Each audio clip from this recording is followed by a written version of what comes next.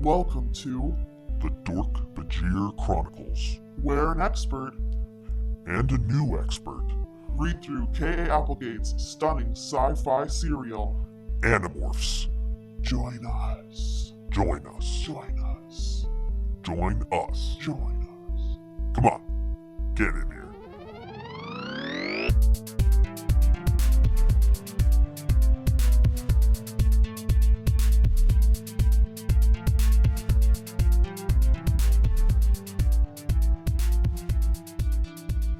Hello and welcome to the Dork-Bajir Chronicles. It's a podcast where we read through the Animorphs series one book at a time and then talk about it every week. Today, we'll be talking about book 44, The Unexpected. I'm Tessa, the expert. And I'm Brayden, the wee roo in a kangi's pouch. Hey! Aye! Aw, you won't throw some shrimp on the barbie? Wow! Go on down to Mecca's and get ourselves a cheese whizzle. Rah! I've never been to Australia. The flight there would be so long. It's literally the other side. I mean, what are you talking about? It's just a hop, skip, and a jump. I know, but, I mean, because we clearly live in New Zealand. I mean, Lord of the Rings was filmed here. You know that New Zealand is better than Australia. Sorry, Australians. But it's true. Well, I don't know if you want to do any extra Googling on Lord of the Rings and New Zealand, but, well, I'll leave it at that. I won't. And, let's get into some... Ooh, yeah! Ooh, yeah! This week we've got @BlakeBringley31 on Twitter, who's talking about what they would do if they had a taxonomorph.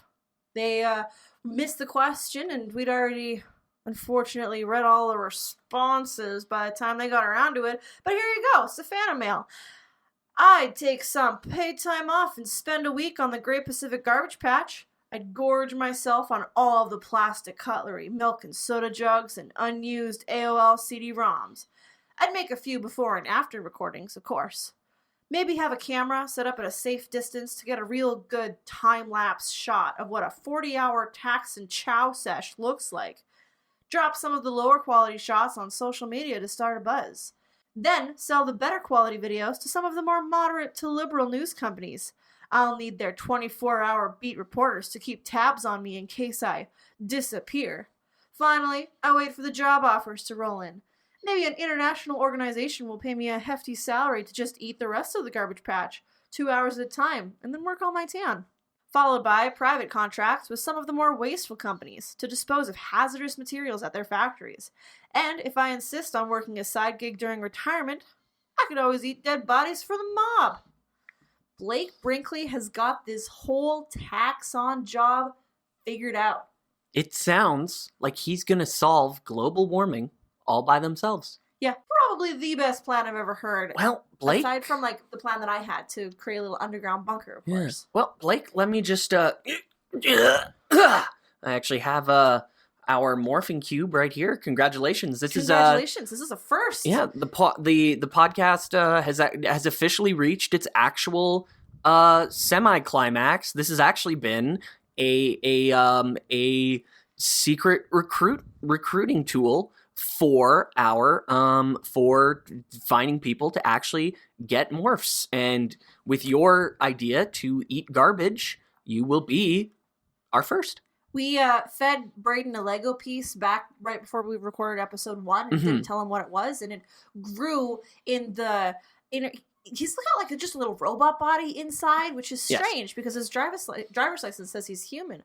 But the little Lego cube kind of fell in there and just grew into an escafil device. And so now you can get morphing power. But we need a taxon.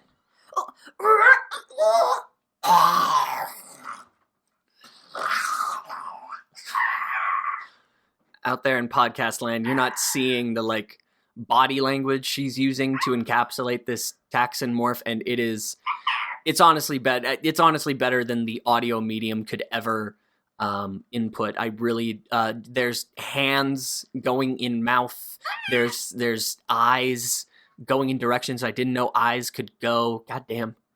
I wonder if ThoughtSpeak works when I try to record. Oh, hey! Hey, look at this. It looks like Audacity's picking up something. Oh, wow. Here's hoping we don't take 2 hours to record. Hey, y'all. Turns out I've been a secret taxon this whole time. And our second piece of fan mail. You know what? I'm going to demorph real quick. Brayden, you tell us about our second piece of fan mail. Dr. Pete at the Kingle Mingle on Twitter says, Dork-Bajir, to follow up your discussion on Andalite government, one gets the impression, especially from the later books, that they're nominally a democracy, and probably very proud of it. But as their forever war rages, the military-industrial complex has grown to dominate society. It's one of the things that makes these books age so phenomenally well, and why they still feel so relevant in the modern day. Yeah, I guess I disagree with the assumption that I disagree with the assumption that they're a democracy. Personally, it just from what I've seen, it just doesn't feel that way. But Kingle Mingle, you also talk about later books. We're getting into the last 10 here, which you can really start feeling in the style, which I'll talk about, which I'll start bringing up in the discussion period. But yeah, I don't know. Maybe I'm way off, but yeah. I mean, it won't be the first time that you were way off. You thought we just made you eat a Lego piece. You know, I ate way back when. I ate a couple more Lego pieces after that, and wouldn't you fucking know it, I actually shit out one of those little X-wings later. Oh, yeah. what? Yeah. Man, human Lego. bodies are... A Lego X-wing, not like a real, actual tiny Oh, no, X-wing, yeah. just No, for the record. Don't worry. I got you. So, book 44. Book 44. Was it as unexpected as you had thought it might be? You know, it was really calming. It was so literally disconnected from everything else. It was like a beach episode. It literally is just like its own little bottle beach episode. Yeah. It's very like, I joked around that it would be some sort of like spirit journey for Cassie, like out in the Australian outback, like basically like Toto's Africa, but in a book instead of a song. You know what? It's actually almost expected at this point. The books will open up in the middle of the action. Yeah. This one doesn't really have action that it opens up into. It's just Cassie and Seagull Morph hanging out at an airport. We find out later the context for this airport mission. Axe and Marco are following the hashtag possible aliens on Twitter, and they get pinged that some government types are talking about what could only be a crashed bug fighter. Don't worry, Axe has like major lead hacker skills, so they can read these briefs, no problem. The government types want to send the spaceship to NASA to get it checked out, but you know that those yerks are going to try to stop it. So, as Cassie's hanging out at the airport, she sees there's these 2 Marines that are guarding a plane.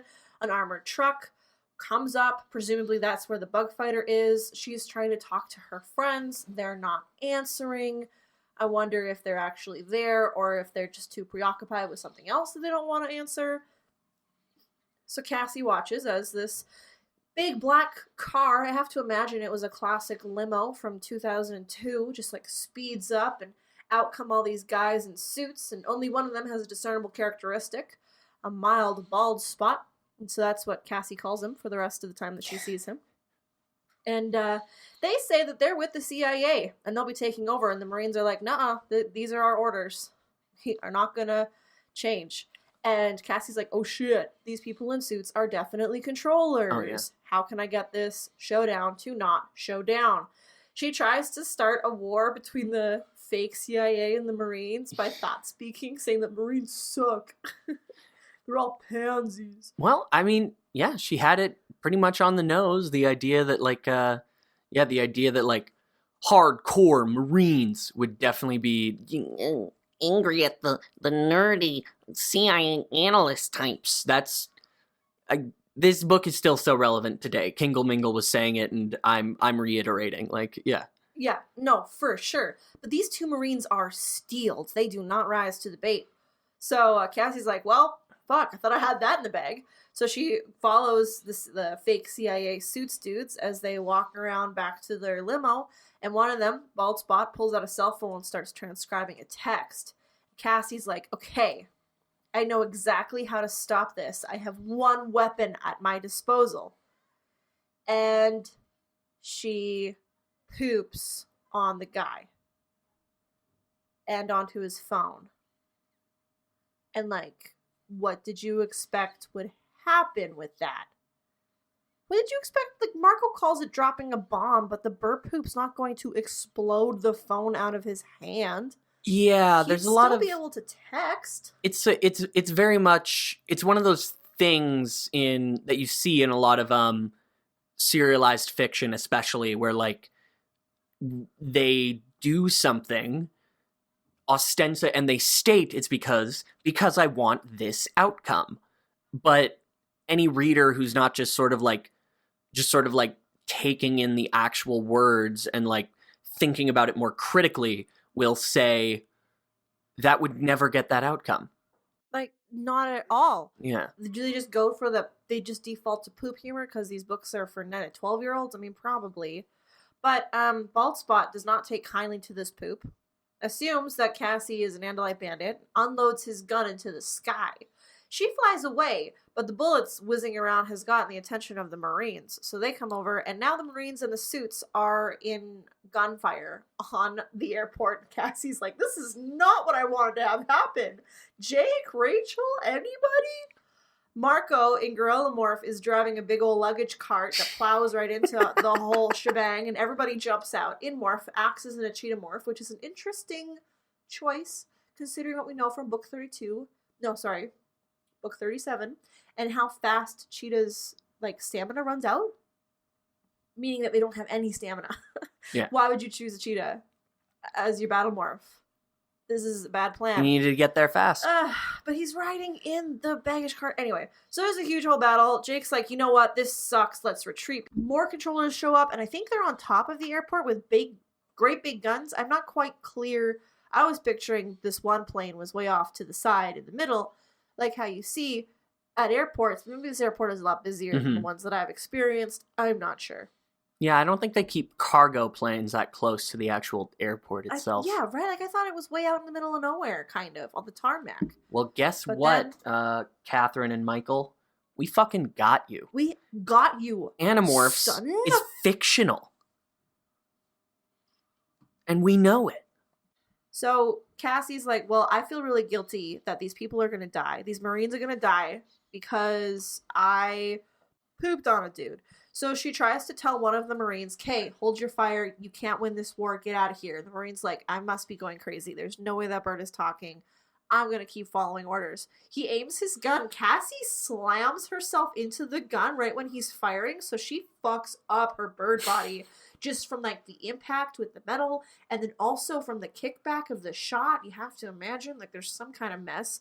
She's hobbled and broken and bruised. All of the controllers know that she's an Andalite for sure now, so she partially demorphs so that she can move, but also not recognizable still as a human, which is okay. Sure. She runs around. She tries to escape. She sneaks onto another plane, morphs to fly, tries to, like, fly down the airplane bathroom sink, and of course there's a little, like, plug that stops it, and there's ear controllers there. They've blasted a whole bunch of holes with gunfire through the door. They're starting to raid her. She's like, oh my god, I can't. She stumbles around, gets onto a different plane, or she falls asleep in a bunch of baggage and is, like, desperately trying to tell herself to morph out of fly. And, she's halfway between fly and human morph, and she passes out. Not for the first time in this book. There's a couple passing outs. So, she wakes up. She's in the baggage hold. She's freezing because she's only in her morphing outfit. There's a whole bunch of luggage around her, and all the tags say SYD. South something Dakota is her first thought. In which, can I just say, I love this stupid joke. Like, South something Dakota is exactly something that myself, Tessa, would think if I was stuck in a situation like this. Southeast Dakota. Like, or she's like the southern Yemen desert or something. Like, that's where my mind would go. I would have no idea. Well, like, what else it could be. I don't know why sometimes the codes on airplane tags are, like, fucking weird. Also, like, they don't make sense. So she's hanging out. She doesn't want to steal anything yet, so she's just being hungry and cold and freezing all by herself. Suddenly there's this green light that kind of beams through the airplane, and touches everything. She's like, okay, that's weird. She tries to get up. Her legs are frozen.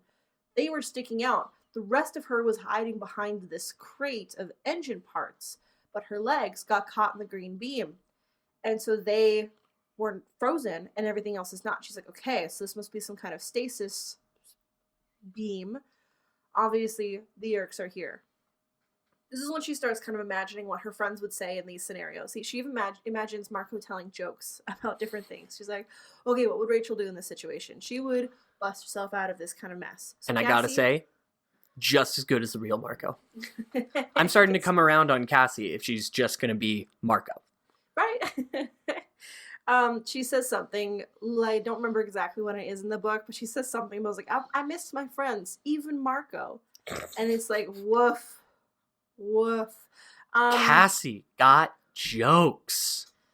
She's just being mean to Marco. Hey, that's the universe, baby, being mean to Marco. She decides to morph a polar bear and fuck some Yeerks up. She pushes these Dork-Bajir. They end up, like, falling out of the airplane cargo hold. The one Taxon in the bug fighter flies away, and she pulls the door closed and drags with her claws to make it look like a polar bear fell out of the plane. Then she pushes a bunch of those crates of engine parts together in a little circle so she can have herself a nippy nap. Oh, before that, she does steal some plot-relevant prune juice and sweater from this one suitcase. Of course. She gets woken up by the sound of another green light. That green light, oh Lord. You know, the song. She goes up to where all the passengers are sitting. They're all frozen, so she pretends to, be frozen as well. But the Yeerks are a little bit crafty.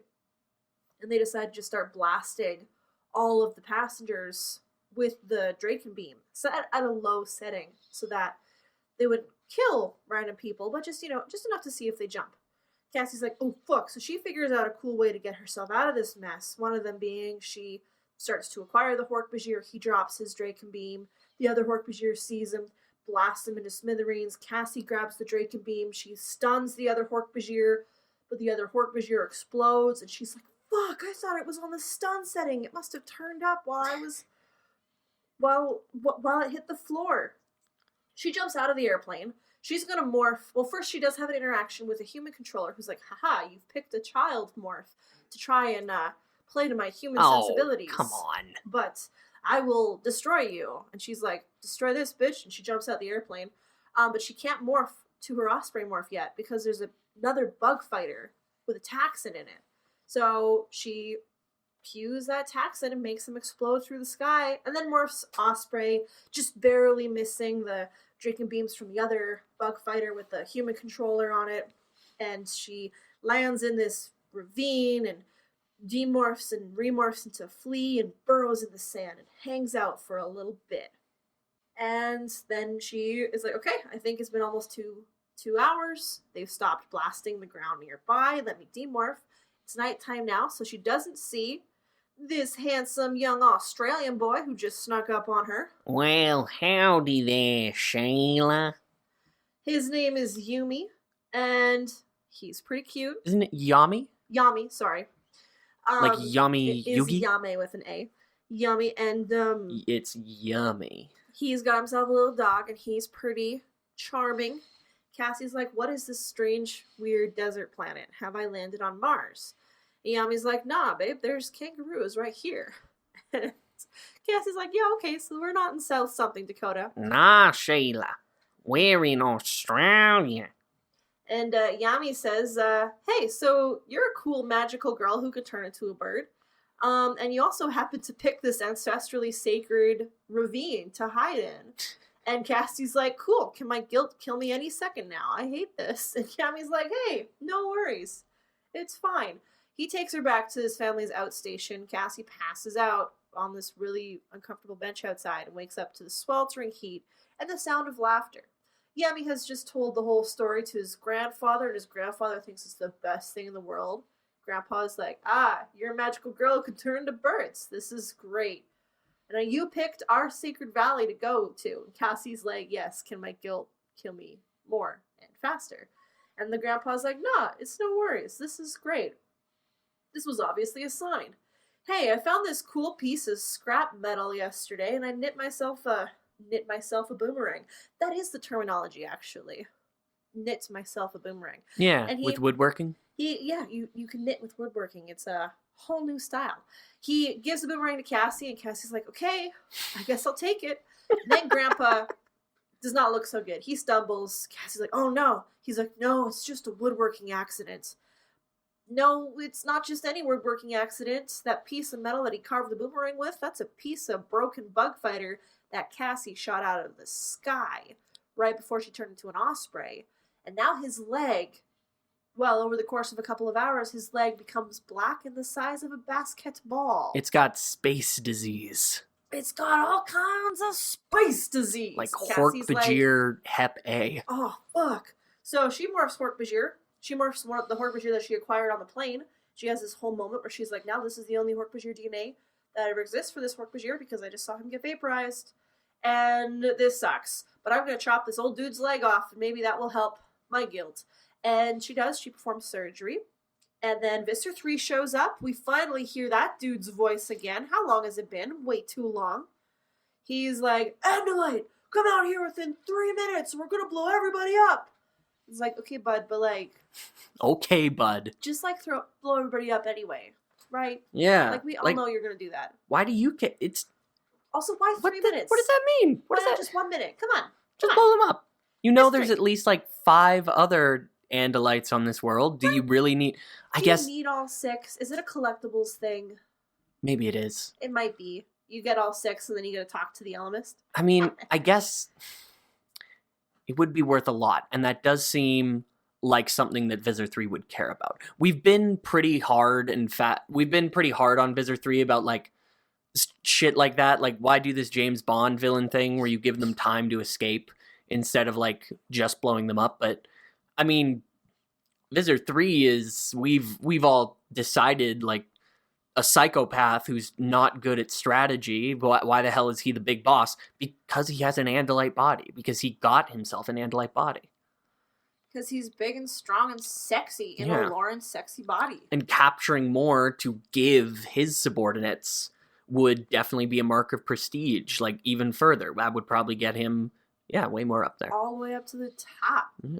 So Cassie's like, all right, well, I guess there's only one thing I can do. And she morphs kangaroo and puts her boomerang in her kangaroo pouch and leads the Yeerks away from the outstation. It doesn't quite work because a new friend, Yami, brings his uncles and they bring their boomerangs and they just start hacking Taxons apart with boomerangs. His one-legged uncle. No, his grandpa is the one with the one leg. He's got a bunch of other uncles that are fine and hardy. So Cassie's running away. The Yeerks are after Cassie. And the humans are after the Yeerks. And it's a whole Benny Hill chase. And then Cassie runs into this whole herd of kangaroos. And she's like, frick, everything's all fucked up now. And there's Roos that are fighting Dork-Bajir just because, they're big boomers and they like to punch and kick. And 6 white boomers, snow white boomers. Okay, no lie. That song makes me tear up when I hear it. What? There she is. There's my mommy. Bouncing up and down. I love it. It's such a good song. Anyway, I can't get emotional. I just know the chorus. Can't get emotional. Oh, it's such a good song. Anyway, Cassie's like, okay, shit's getting fucked. And then, right when her tail gets sliced in half by a Dork-Bajir, they hear the sound of a plane. And there's a gaggle of tourists that are coming soon to fly right over where this battle is. Visser 3 orders a tactical retreat. He's like, let's burn all evidence of alien bodies to the ground. Nobody can know that we've been here, and let's skedaddle. Oh, fuck, there's a kangaroo and some dudes with curved wood. We gotta get the fuck out of here. And then the curved wood, they don't need to reload it. It comes back when they throw it. Cassie is dying from blood loss because her tail's been chopped off, and she's like, oh, no, and she's about to pass out for, like, the 7th time. And then Lourdes, who remembers Lourdes, the Chee? She's a Chee, and she snuck aboard the Blade ship, and now she's here in Australia. And she's like, don't worry, Cassie, you can pass out. I've set up a hologram around us. It's safe. Let's get you home. Okay, cool. I wonder how Cassie's going to get home after the transatlantic journey. Oh, smash cut. At last chapter, they're just at the gardens. She's home. It's fine. The whole gang is ragging on Jake about how worried he was for his girlfriend, because of course to show worry means that you're a wimp, and Cassie's like, it's okay, I like that you're a wimp, and she wanted to go to the gardens to buy a postcard. She buys a secret postcard of an osprey and sends it through when she's at the airport. She sends it from the airport to the outstation as with Yami's signature phrase, no worries. Just to let him know that she's okay. Just to let him know. Her The boyfriend's odds- a fucking wimp, and she'd love for him to rail him in front of her. The odds that those humans do not get immediately infested, though. And they know that Cassie can turn into animals from human. They also know that aliens exist. Like there's- Visser One's war doctrine demands subtlety, but at the same time, like, I mean, they could be infested. It's way more likely that they're just going to be blasted off the face of the planet. They're in this tiny little outstation in northern Australia. You know where most people live in Australia? Along the south, like in the eastern coast, like in the major cities. What? Nobody's out there in the middle of the outback where this family is. Like, there's a postman who only comes once a week. Yeah. So, I do want to say that I do love this book. I love how Cassie talks to herself in her friends' voices and, like, imagines what they say. I think about that all the time. I did enjoy that. I started doing it once when I watched too much Friends over weekends, and I just had all of them in my head, and that was much worse than the Animorphs being trapped in my head. But I honestly do think about that. And this book is, if I may be so bold, I've heard the fandom hates this one. I can see why. Exactly why, but it's just so enjoyable. Like, I think the Cassie in this book is such a strong Cassie. Yeah. Now, in many ways, yes, but in many ways, she gets a lot of chance to, like, show herself off as Cassie. But there's a lot of moments in it that just sort of seem to glide off of her. Like, there's a lot of moments to, like her main arc throughout the book is the necessity of violence, this, like, natural violence versus natural peace sort of idea, and her place in both of it. And it's just sort of played, there's this moment that's just sort of played as like a wacky little Benny Hill goof where she, like, shoots the Dork-Bajir and it turns to dust and you're like, oh, that's not stun. I think this book is less, I mean, yeah, she's always about straddling that morality line, but I think it's more about how to make good choices. She briefly mentions, with no detail, the what happened in book 43. Like, she talks about the choices she made in book 19 and book 29, like, leave the Animorphs, come back, trust Aftran, trust her again. And oddly enough, not what happened in Megamorphs number 4, where, like, gosh, I guess I'm a chosen one. They don't remember. Only Cassie will ever have the faintest memory of what occurred in that timeline. Right. Right? They erased the whole timeline. Well, I guess I'm just being a piece of shit. You're just being a piece of shit. Yeah, no, I think this one's more about making good choices. And she's like, okay, saving Grandpa's life is a good choice. Pooping on the guy with the cell phone was a bad choice. That was an interesting moment. Sort of it really was like a very boiled down dichotomy of this healing through hurting, of an amputation, a dismemberment being a healing thing. Like, I can't think of a more perfect moment to sort of summarize Cassie's arc than that. You know what? That is the absolute most perfect metaphor for her whole arc throughout the entire series. And so all y'all haters can go home. All y'all haters can suck Cassie's dick, suck Cassie's dick, suck Cassie's dick. This is my rap song, which will be included in the final episode.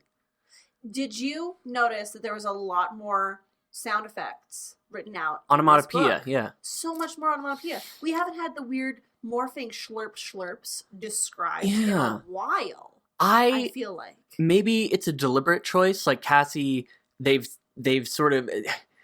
never 100% explained it. Maybe it does have something to do with being a time anchor or whatever.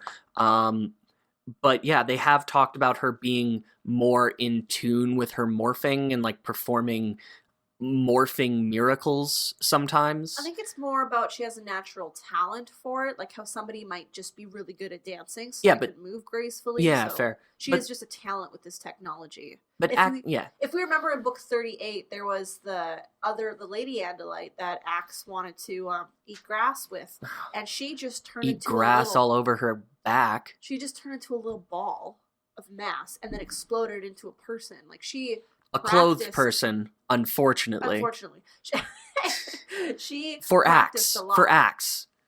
Would Axe find a naked human lady attractive if he was in his human morph? You know what? I think so. Would that be... I mean, the boy is completely unable to control his hunger for food. Oh, If he saw man. a naked woman, would he be able to control his hunger for poontang? I mean, I think he just might immediately have to change his pants. Yeah. If you know what I'm saying. Hey, we've all been there, Axeman. There was a strange warmth and wetness in my pants. This was the first time in a week that I had pissed myself. I thought I was gaining bladder control. I'm gonna segue away from that Yeah. moment into Dork-Bajir surgery. Their blades are stiff. How difficult would it be to hack through a leg with your wrist blade? Well, Like- how do you mean? Like Like the blades. So in my mind, the blades don't move when you just bend your wrist. Like it's on your wrist. It's stuck there. You'd have to move your whole arm to move that kind of joint, like where the blade is. You can't just flex your hand and move it. So I just feel like it'd be so awkward to try and carve through a leg with, like, your hand would have to be at some weird angle. I guess this is a matter of what's the word I'm looking for? Not internal monologue, internal picturing. I always pictured like the Dork-Bajir with their blades right along where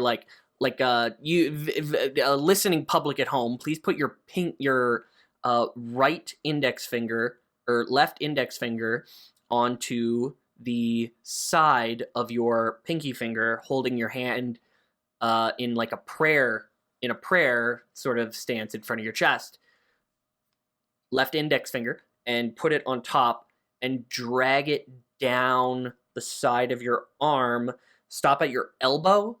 That area there is on the arm from wrist to elbow is where I always envisioned the blades were. So it was like basically like karate chop. I always imagined like a Dork-Bajir really like karate long- chopping. It'd be a really long blade. Well, we can see from the... Well, I always pictured a couple of blades. We know they do have a couple of blades, but they very clearly have one on the wrist and one on the elbow and one on the knee. And, I mean, headcanon or not, we do have pictures of them from the book covers. Right. We know that they're not like that. Yeah. So, I mean, I think it would be a lot easier if the blade was shaped like that, but how would they do it if it was just little and nubby and pointing out? Well, I imagine they're very sharp and very hard because they use them to climb trees and carve trees. So it's just like, it's like fantasy metals like adamantine. Like, we don't have anything on Earth that if you made, say, a knife or a sword out of it, it could chop through solid iron in one blow.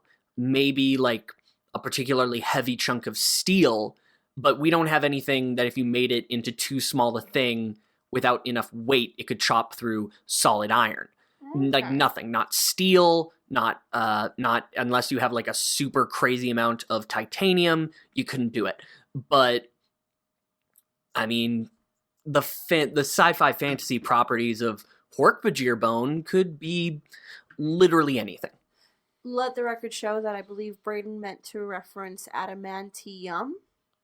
Adamantine is also a fantasy Is thing. adamantine also a fantasy thing, or did you just Okay. make a mistake? No. Adamantium is specifically from Marvel Comics. Adamantine is what they call it in D&D, Pathfinder, and some other associated fantasy properties. Oh, interesting. Yeah, Interesting. yeah. Okay. It's okay. like- I've never heard of adamantine. I've heard of things like Ironwood for the Game of Thrones game and stuff like that. Yeah. It's treated. But I guess a lot of properties have, that kind of unobtainium that's just so good. Exactly. So, it stands to reason that Hork-Bajir, well, especially because we know the Hork-Bajir were designed by the Arn. They have to, their bones are incredibly strong. They don't even have some kind of natural adamantine backing. They're a designed species. They're a designed species to cultivate all of the trees and stuff. It's interesting all the different uses that these kids have found for Hork-Bajir, which are really just a tool made by the Arn to prune their full-grown bonsai. Yeah. I'd like to go back to the very beginning of this book, if we could, for a quick second. Yes, we can. I'll allow it. I talked about this at the top of book 43 as well. We open in media res again. There's not one of those Stan Lee first comic breakdowns that we talked about. Was I correct in my assumption that this is the new normal for the series? Well, it's going to be happening a lot more often. Yeah. I don't think it happens with every single book coming up between now and the end. Not that I can't remember whether or not. I'm pretty sure it does happen a couple of more times, but I don't think it happens every book. It is interesting. It's like a cool hint, though, in the narrative of things changing. This is towards the end game. They're not even doing the full introduction anymore. That the world is changing for the Animorphs in ways that they don't even understand yet, just because of this simple thing of not including the full intro, which I thought was a really interesting choice. And the way that they did this with it, because these books are still being ghost written. Yes. I looked this one up again. Let me see if I still have the note pulled up on the other computer that I'm also using. Shout out to the guy named Keith at the Mac store who sold me this entire good as new computer for $50 because he's a saint. It is known to have been ghost written by Lisa Hackrider. Yeah. Thank you, Lisa. Hackrider? Thank you, Lisa. Oh, here's an interesting bit of trivia. It is narrated by Cassie. Fascinating. What? Really? Yeah. I thought this one was narrated by Axe. I thought that I was the main character. I thought this was a choose your own adventure novel. I thought the whole gang was there because Cassie kept referencing talking to them. And I'm like, what are you doing? Is everyone there with you in this baggage part? I was flipping through the pages of the book and just I was whacking off because I actually thought I was looking at a pornographic GIF. Oh, gross. Yeah, it was weird. It's weird that I dissociated so hard. Yeah. This book is probably why I say no worries a lot. No. I'm almost always no worries. That was my catchphrase in college there for a little bit, accidentally. I've been influenced by Animorphs a lot. There is a thing in book 45 that we're going to talk about next week, and that book has influenced my life in more ways than I can count. But we're going to talk about that next week, not this week. This week I learned how to say no worries again. If we can Visser 3 morph minute for a bit. Visser 3 morph minute. Visser 3 morph minute. 3. But we can't, because Visser 3, we don't even see him. We hear him. We hear his beautiful voice. Do we want to use this to... I guess we sort of talked about this already. Do we want to talk about Yeerk war doctrine? What a war doctrine is, perhaps, for the listeners? I was kind of thinking, how would sneaking aboard a blade ship not violate your ethical code of being a Chee? Right? There's some other things that they've said, no, we cannot do. But turning invisible and sneaking aboard a blade ship, for sure that there's no harm that can come from that? I think it's a matter of it's like vampire rules. You cannot come into a home unless you're invited. But there's plenty of ways around that. This Chee might be one of the ones that pretends to be Yeerked. So it could be a matter of holding it of having an implicit invitation onto Yeerk craft because they are a member of the sharing. Yeah, interesting. I also just to talk about the Chee for a little bit, it's interesting that there's it's in their programming, right? If we go to good place rules, you can buy a flower and violate all kinds of good things because, you know, the flower was grown in a sweatshop and whatnot. And then you're harming all kinds of people. But the Chee don't have that kind of, like, it's their programming. What would happen if they went against their programming? Would their robot body just seize up and they literally can't do it? Is it a mind game if they think they're helping someone? Like, what if the Animorphs lied to them and said, hey, can you move this boulder from here to here? And they said, sure. Yeah. And then moving that boulder ended up killing a person. Would the Chee then, like, self-destruct after they found out they had helped hurt somebody? Yeah, like, I guess... I've never thought about the Chee this intently before, but now that's all I want to talk about. Yeah, you're making me think about it now, even though they didn't even feature that much in this book. They literally were just a Deus Ex Machina to get Cassie back to the redacted. Let's talk about Asimov's 3 laws of robotics. Well, 4, if we're getting real deep lore. But no, we're not going to start talking about an entirely different series of sci-fi properties. Especially because we don't know if those are the laws that the Chee or the Pemalites followed. What if they're... You know what? What if this was all a prank by the Pemalites? To be like, oh, by the way, you can't do any harm. But that just meant towards Pemalites. And the Chee could actually rip Howler's faces off if they wanted to. Yeah, the Pemalites were a fun-loving, happy, peaceful species. Yeah, okay. You can't plan for everything, just like the Pemalites couldn't plan for being wiped out by the Howlers. Mm-hmm. Speaking of segues, let's go into our Animorphs ER this week. Animorphs ER! Animorphs ER! In this segment, we diagnose an issue in this book and try to find a more creative and effective solution. This week is a literal ER, because we're going to try to rack our noggins to see if we can't come up with a more effective solution for making Grandpa Yami's leg better. Maybe including cutting it off. Maybe we can sort of finagle our way into even not having to cut it off, or coming up with an even better solution, or having to cut off less of it. I feel like these kids, like, they noticed it was hurting him. He fell down and fainted in the morning. And then by the afternoon, it was black and swollen like a basketball. What if we start earlier? Because by the time it's black and swollen like a basketball, yes, I am pronouncing that correctly. And by that point, you are putting the emphasis on the correct syllable. Yes, I am.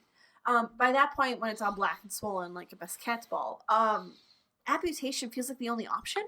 So what if we rewind the clock and we just jump into Cassie's brain at the point in time where Grandpa Yami faints in the morning? So it's still early. What can you do? We don't have any animals on Earth that can breathe fire, can we? Let me think. No. Damn it. The pistol shrimp punches so hard that it creates a boiling area in the water in front of it from just the pure speed and force all put out at once. We'd have to put Yami in a pool of water, though, to get that kind of reaction. And it's the middle of the Australian desert. There's no pool of water that would be big enough for both his leg and a mantis shrimp. But I like where you're thinking. Ooh, you know what would be real good? Is just morph into a vulture. Start eating the bits of dead skin that are growing necrotic. I think we could do even better. A more specific, a more targeted animal. Something smaller than a vulture. And vulture beaks are not meant for just gently scraping off dead flesh. Just no, they any eat kind of finesse. Yeah, they take chunks. Maybe something more like a lizard of some sort. Okay, because I was wondering if you were gonna say maggot, because a maggot's gonna be way too small and work way too slowly. Yeah. Some kind of lizard would be good. Some kind of bug would also be good. If you eat something poisonous while you're in morph, you do die. but if you demorph fast enough, then you don't. Was the point that the bug ship left a poison on Grandpa? I don't think it was a poison. I do believe it was just some kind of weird gangrenous space disease. So we need to morph something that can eat gangrenous flesh, Yeah. like a vulture, like a bug. Disease, well, and also diseased and gangrenous flesh. Like, we can't just morph a feral dog and try and mop it up, because the feral dog might be squishy inside. It might have no protection against the bacteria. And the next thing you know, you are shitting violently, super dehydrated, and then you're dead. I don't know how fast dogs can die by eating gangrenous flesh that's been infected with space disease. So I think we're on the right track. Something like a lizard. Or if maybe we go a little bit down the evolutionary scale, or up the evolutionary scale again, and find ourselves at birds, because they do have very specific beaks. This is true. We probably want something, maybe even something they do have already. Cassie could probably go back to an osprey morph, and that would be a lot more... they have a much more narrow beak, a lot less curve to it, if I'm remembering correctly. You could do, what if you did something like a snapping turtle? And so I think the scrape that he got from the bug fighter medal was somewhere below his knee, because Cassie amputates just below the knee. So it's like a little scratch on his calf that got super infected. Let's say it's maybe on the back of the calf. Snapping turtle can just come up and take a big old chomp out of the calf muscle, eating the cut. You dress the wound. You make sure that there's no infected skin left. Yeah, you've got a huge hole in your leg now, but you still have a leg. It should still work. I've heard of people who've gotten horrible leg injuries with their calf muscles all fucked up, but they can still walk around. I think snapping turtle would be a bit much. You got to take out a lot of calf muscle with that. I think he'd end up... It'd be almost the same as the amputation. Yeah. But that's the kind of... Snapping turtles have that kind of very fast chop, you know? Like a crocodile would be similar. What if it's like a dwarf crocodile? Yeah, but Or muscle, very small bite. especially living muscle, is gristly. It's not gonna just pull off or like just give under a snapping turtle's bite. Wait, how do you know that living muscle is gristly? What? Because it's living muscle. Because like raw meat is gristly. I mean, human body, like, try to pull, like, grab your arm as hard as you can, a big muscly chunk, and just pull. That doesn't fall off. That's not Tony Roma's ribs. It's also held in by skin. Oh, unless you're talking about the part that's not held in by skin. Huh. But I think we're on the right track. I think we're on the right track. We just don't know enough about animals. So, God. There's got to be some kind of specialized animal that can eat Oh, necrotic holy flesh. shit. You know what it is? You know what our solution is? What? It's the Dork-Bajir morph, but just use their big, long, knifey nails to just scrape the wound. Just scrape the wound, yeah. Instead of cutting off an entire leg. Just like fillet the meat from the flesh. Yeah. Like, bloop, just carve a little piece of grandpa off. Not the whole leg. You don't need a drumstick. You just want a little bit of that. And then heat it, cauterize it, or pour boiling water over it. Nothing too crazy. Bandage it with some Neosporin, and you got a good grandpa leg right there. There you go. That's a good grandpa leg right there. Okay, Or I think we solved it. Just shoot him in the head with a Dracon beam. How long is he going to live anyway out in the dry-ass desert? Do you have this Dracon beam still? Because you could try turning it down and then just shearing off a little bit of his leg meat. You know, and we didn't talk about the Komodo dragon, because the Komodo dragon would be just as bad as the snapping turtle, I think. The mouth is way too big. Yeah, and they can eat that kind of necrotic flesh, but their mouth is way too big and they make such a big mess. Well, the thing about the Komodo dragon also is their mouths are deliberately, they are evolutionarily designed to be filthy, rife with diseases and bacteria that they can survive, but that their prey will die from. Get literally poisoned. And you know, I did hear that was a rumor and fake. So I don't know. Who told you that?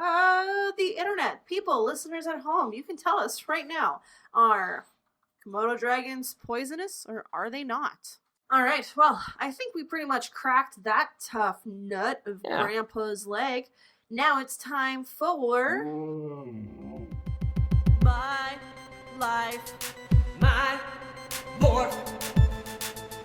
In this segment, we decide on what the best use of the main morph in this book would be in our own lives. Just a quick note, we planned this recording session a little last minute due to some scheduling errors, so we did not have the time to grab answers from friends at home, but send those in. I will be making a tweet anyway. Send those in, and we'll trickle them in with some of our fan mail. Perfect. Yeah. Kangaroo morph in your own life. I mean, really, the best way to do it. The best thing to do with every morph. Find and kill Austin. Carry your groceries home. I like how we Oh. both have running themes. The kangaroo morph is one of the easiest ways to carry your groceries home. They got their own built-in dang old pouch. How much could you actually fit in there, though? You can fit a whole grown Joey almost the size of you. No. You could probably fit a couple of quarts of milk and some loaves of lettuce. Maybe 2, at a stretch, 3, gallons of milk. But you think Joeys get enormous, dude. They get at least 3 feet tall. It's the size of a 5-year-old. Yeah, but they still keep them in their... How long do they keep them in their pouch for? They can jump into the pouch when they're still moving and walking around. The pouch grows. The pouch is big. The pouch is firm and soft and nice. Now I want to curl up under a blanket. I don't want to jump into a kanga's pouch. How would you kill Austin as a kangaroo? Just kick him in the face. Kick him in the face, lean Find back him with at the his tail? work at Redacted.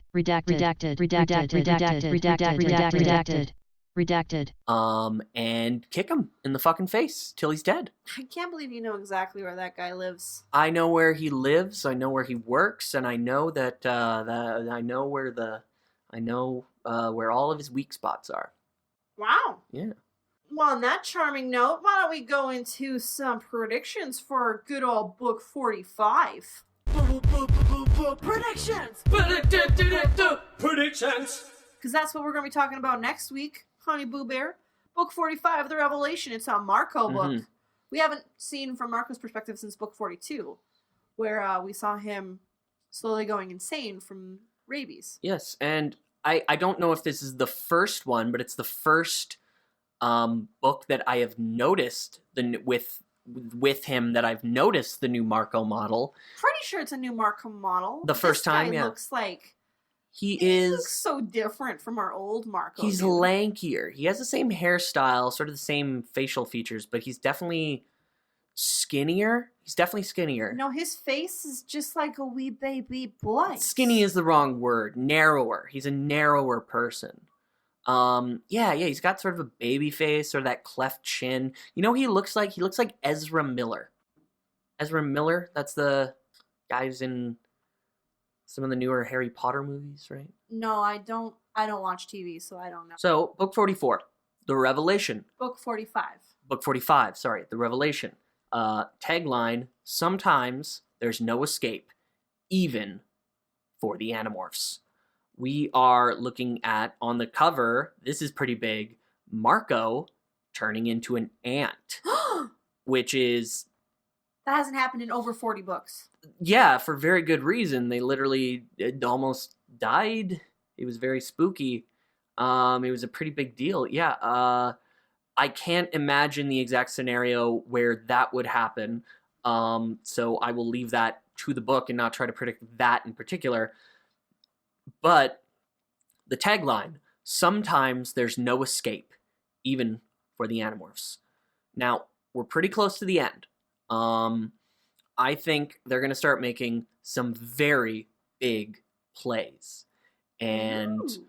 with how close Marco is to the Yerk power structure, with his mom being Visor 1, I believe that the revelation is relating to Marco being captured and exposed. That they are going to find out that Marco is an Animorph, or at least start believing that he is working with the quote-unquote Andalite bandits. Interesting. Mm-hmm. Interesting. Do But we have any isn't- more Marco books before the end? Yes, we do. We Okay. have at least one more where he turns into a duck, because that's one of my favorite books of all time. Right. But isn't Visser 1 way off doing some little thing on this other planet. We haven't seen her since Visser. I mean, yeah, but we have space travel and it's fiction, Tessa. Is that a serious question? No, I'm just trying to And sow plus- seeds of doubt plus- in the field of your brain.